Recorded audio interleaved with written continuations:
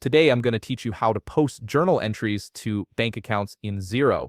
This is an essential skill for keeping your financial records accurate and ensuring that all transactions are properly recorded in the right bank accounts. First, open your web browser and navigate to Xero.com. This will take you to the Xero login page where you can access your accounting dashboard.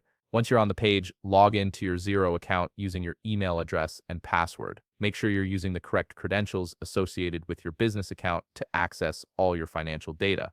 After logging in, you'll land on your Xero dashboard. Now, locate the plus button in the top right corner of your screen. This button is your gateway to creating new transactions and entries within Xero. Click on the plus button and a drop-down menu will appear showing various options for creating new entries.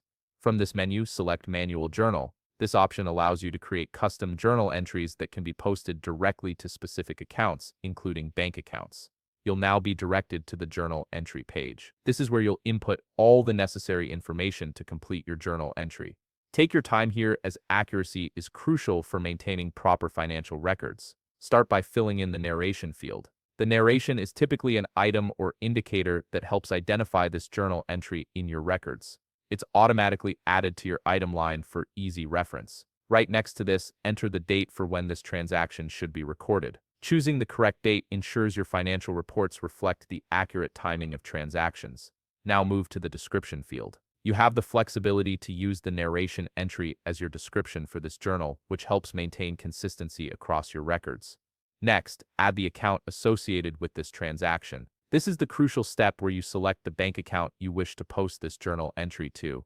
Make sure you choose the correct bank account from the drop-down list. Continue by selecting the appropriate tax rate for this transaction. Depending on your region and the nature of the transaction, this could vary. You can also add a region if needed, though this field is optional. Then enter the amount in the debit or credit column in USD, depending on whether money is going into or out of the account. Before finalizing, double-check that the transaction costs match and that your debits equal your credits. This is essential for maintaining balanced books. Once you've verified everything is configured correctly, click on the Post button to add this manual journal to your bank account. And there you have it. You've successfully posted a journal entry to a bank account in Xero.